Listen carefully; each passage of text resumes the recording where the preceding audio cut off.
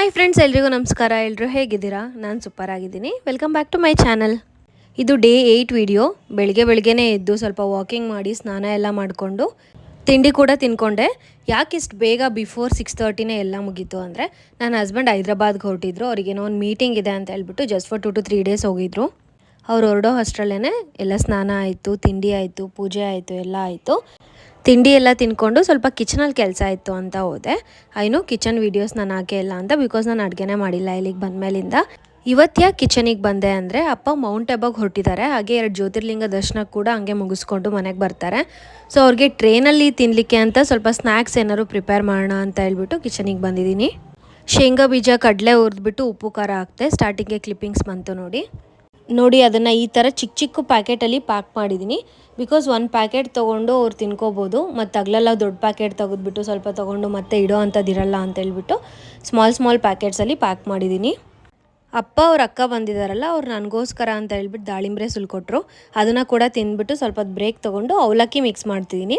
ಇದು normal ಅವಲಕ್ಕಿನೇ, but instant ಅವಲಕ್ಕಿ ಥರ. ಇದಕ್ಕೆ ಮೊಸರು ಸ್ವಲ್ಪ ನೀರು ಹಾಕ್ಕೊಂಡು ಮಿಕ್ಸ್ ಮಾಡ್ಕೊಂಡು ತಿಂದರೆ ತುಂಬ ಟೇಸ್ಟಿಯಾಗಿರುತ್ತೆ. ಇದು ರೆಸಿಪಿ ಬೇಕು ಅಂದರೆ ನಾನು ತಿಳಿಸ್ತೀನಿ. ನೋಡಿ, ಮಂಡಕ್ಕಿ ಉಂಡೆ ಇಟ್ಟಿದ್ದೀನಿ, ಇದು ಅವಲಕ್ಕಿ ಇಟ್ಟಿದ್ದೀನಿ. This is instant. ಮೊಸರು ಹಾಕ್ಕೊಳೋದು, ಮಿಕ್ಸ್ ಮಾಡ್ಕೊಂಡು ತಿನ್ನೋದು ಒಂದು 10 ಮಿನಿಟ್ಸ್ ಬಿಟ್ಟು.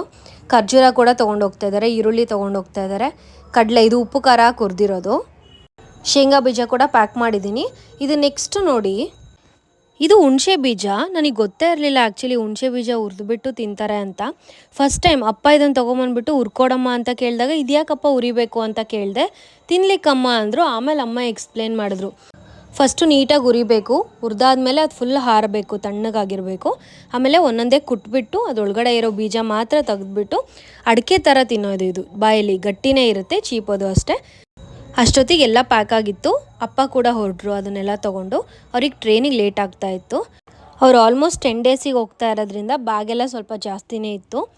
ಅವ್ರು ಆಟೋದಲ್ಲೇ ಹೊರಟ್ರು. ಅವ್ರು ಹೊರಟ ಮೇಲೆ ಅಮ್ಮ ಬೆಳಗ್ಗೆದು ಇಡ್ಲಿ ಉಳಿದಿತ್ತು ಅಂತ ಹೇಳ್ಬಿಟ್ಟು ಅದಕ್ಕೆ ಒಗ್ಗರಣೆ ಹಾಕಿದ್ರು.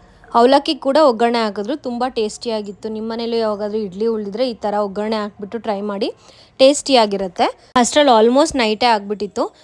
ಸ್ವಲ್ಪ ಹೊತ್ತು ವಾಕ್ ಕೂಡ ಮಾಡಿದೆ, ನಮ್ಮ ಚಿಕ್ಕಮ್ಮ ಹತ್ರ, ನನ್ನ ತಂಗಿ ಹತ್ರ, ನಮ್ಮ ಅಜ್ಜಿ ಹತ್ರ, ಅತ್ತೆ ಹತ್ರ ಎಲ್ಲ ಮಾತಾಡಿಕೊಂಡು. ಇದೇ ಆಲ್ಮೋಸ್ಟ್ 1 hour ಆಗಿಬಿಡ್ತು. ಇಲ್ಲಿಗೆ ಬಂದಾಗಲಿಂದ ಚೆನ್ನಾಗಿ ಊಟ ಮಾಡೋದು, ಕುತ್ಕೊಳೋದು, ಟಿ ವಿ ನೋಡೋದು, ಮಾತಾಡೋದು ಇದೇ ಆಗಿಬಿಟ್ಟಿದೆ.